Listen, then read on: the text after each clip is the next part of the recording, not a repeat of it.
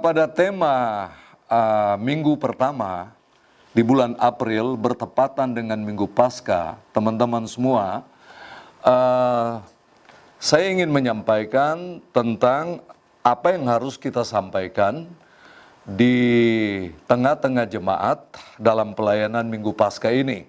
Ya, tujuan utama dari materi ini, khususnya Minggu Paskah, adalah mencapai transformasi total melalui penyalipan harian Aku yang Lama. Saya percaya Anda mengerti apa artinya aku yang lama di sini.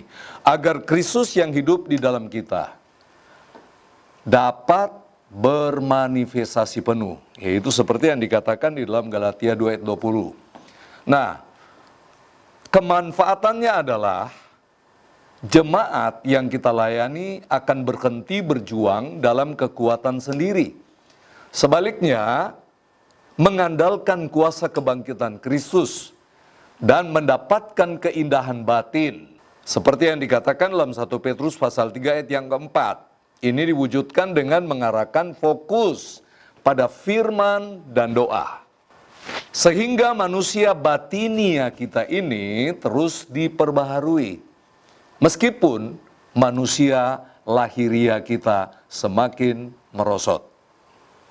Nah, inti dari pesan yang kita ingin sampaikan dalam khotbah kita di Minggu Paskah atau minggu pertama di bulan April adalah kehidupan Kristen atau kehidupan anak Tuhan adalah manifestasi nyata Kristus Yesus melalui penyerahan harian ya terhadap kematian ego kita ya. Kita harus selalu melakukan penyerahan yang luar biasa. Yang efektifnya dijamin oleh ketaatan aktif kita pada pimpinan Roh Kudus. Seperti yang dikatakan dalam Galatia 5 ayat yang ke-25. Nah teman-teman semua, di dalam khotbah kita di Minggu Paskah, arahkan mereka kepada 3 hal yang paling penting, yang boleh dikatakan sebagai pengalaman spiritual yang sangat urgen, yang kita harus temukan, kita dapatkan ketika mati dan bangkit bersama Kristus. Karena ini menjadi tema minggu pertama, yaitu Minggu Paskah. Pertama adalah mengalami kematian dan kebangkitan Kristus. Dalam kalimat ini atau di dalam penyampaian firman Tuhan tersebut, ya kita boleh menyampaikan apa yang dikatakan oleh firman Tuhan dalam Galatia 2 ayat yang ke-20. Tentang mengalami kematian dan kebangkitan Kristus.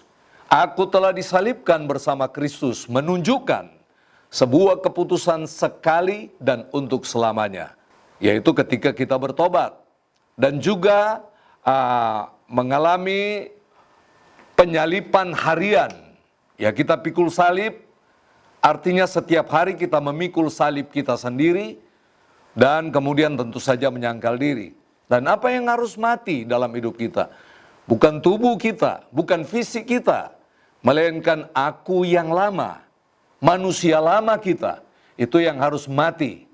Sifat mementingkan diri sendiri, ambisi duniawi yang tidak selaras dengan kehendak Tuhan, dan kemudian ketergantungan pada usaha sendiri.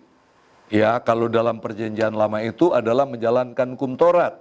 Kita berada dalam perjanjian baru, hukum kasih karunia. Dan kemudian kita arahkan jemaat yang kita layani melalui khotbah kita bahwa kita ini sudah mati terhadap dosa. Hidup yang kita jalani sekarang adalah hidup yang dihidupi oleh iman dalam anak Tuhan, anak Allah. Nah, Kristus adalah sumber dan model kehidupan kita. Jadi bukan yang lain.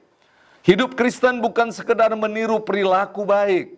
Enggak niru-niru. Oh itu orang baik, begitulah kita harus jadi orang. Tetapi betul-betul kehidupan kita berubah dari dalam. Ya, membiarkan Kristus menjalankan hidupnya melalui kita. Tereksplorasi dari dalam kita. Nah tujuan dari khotbah ini agar supaya kita memberikan kepada mereka tekanan untuk bisa menerapkan apa yang disebut dengan berhenti berjuang dalam kekuatan sendiri. Akui bahwa aku yang lama telah dihakimi di kayu salib dan sekali untuk selamanya. Izinkan kuasa kebangkitan Kristus bekerja menggantikan kelemahan kita. Karena kita nggak mampu menjadi orang baik, tetapi Tuhanlah yang membuat kita menjadi orang yang baik dan benar. Yang kedua, manusia batinia terus diperbarui. Ajarkan kepada mereka bahwa penting sekali manusia batinia ini terus berproses dalam pembaruan. Seperti 2 Korintus 4 ayat 16 dan 1 Petrus pasal 3 ayat 4. Ya, betul-betul adanya sesuatu yang sangat berbeda, mendasar. Rasul Paulus mengakui bahwa manusia lahiriah, fisik, kesehatan, kekuatan semakin merosot. Ini adalah fakta yang tak terhindarkan. Dan pada saat yang sama manusia batinia, manusia rohani kita, karakter kita, hati nurani kita terus berproses dalam pembaruan dari hari ke hari. Dan kemudian kita terus menekankan kepada jemaat bahwa di dalam hidup kita, kita memiliki keindahan yang tersembunyi yang perlu dieksplorasi. Fokus Kristus yang hidup di dalam kita adalah menciptakan manusia batinia yang tersembunyi. Seperti dikatakan 1 Petrus 3 ayat 4. Keindahan sejati tidak terletak pada penampilan luar, tetapi pada perhiasan rohani yang tidak binasa, roh yang lemah lembut, roh yang penuh dengan ketenangan dan ketentraman yang sangat berharga di mata Tuhan. Dan kemudian kita terus memperbarui batinia kita, dan pembaruan batinia kita terjadi saat kita memang menetap pada kemuliaan Kristus atau menatap kemuliaan Kristus. Maksud saya di sini seperti yang dikatakan 2 Korintus 3:18.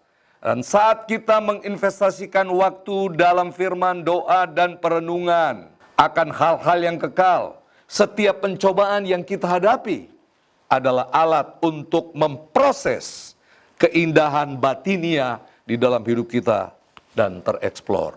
Dan yang berikutnya adalah kita harus mengajarkan jemaat, tekankan di dalam pemberitaan firman Tuhan yang teman-teman akan sampaikan di Minggu Paskah ini adalah Roh Kudus harus memimpin hidup kita.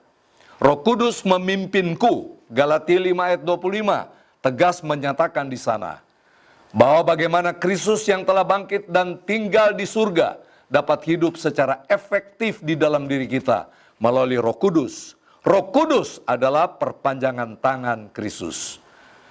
Kemudian kita juga mengajak mereka agar supaya di samping kita hidup di dalam roh, kita juga harus berjalan di dalam roh. Seperti yang dikatakan dalam Galatia 5 ayat 25, menyatakan bahwa jikalau kita hidup oleh roh, baiklah kita juga dipimpin oleh roh. Kita setelah kita penuh dengan Roh Kudus, kita ada di dalam kehidupan di dalam roh. Tetapi kita sedang menjalani kehidupan nyata penuh dengan pergumulan di dunia ini, maka kita butuh pimpinan roh. Jadi bukan sekedar tinggal di dalam roh, tetapi dipimpin juga oleh roh. Nah, ini adalah panggilan untuk ketaatan aktif. Karena kita nggak bisa aktif dalam ketaatan bila mana kita tidak dipimpin oleh Roh Kudus. Lalu kita akan perhatikan dan memberikan tekanan juga bahwa hidup oleh roh berarti menolak berjalan menurut keinginan daging. Setiap langkah, setiap keputusan memiliki dua pilihan, dipimpin oleh ego lama atau dipimpin oleh pimpinan Roh Kudus yang menghasilkan buah roh, kasih, sukacita, damai sejahtera, dan lain-lain sebagainya. Apa yang harus kita terapkan? Dengarkan bisikan Roh Kudus. Ia akan memimpin kita untuk bersabar saat kita frustasi, mengasihi saat kita disakiti, berbicara kebenaran saat ketakutan sedang menekan hidup kita. Hidup Kristus di dalam kita adalah hidup yang dipimpin oleh Roh Kudus. Nah, kehidupan Kristen adalah hidup Kristus yang dialami melalui kita. Dimulai dari kematian diri, ego, hidup ego lama kita, aku lama kita, dan kemudian menghasilkan pembaruan karakter diri, dan dipastikan oleh ketaatan kita pada pimpinan Roh Kudus setiap langkah kehidupan kita.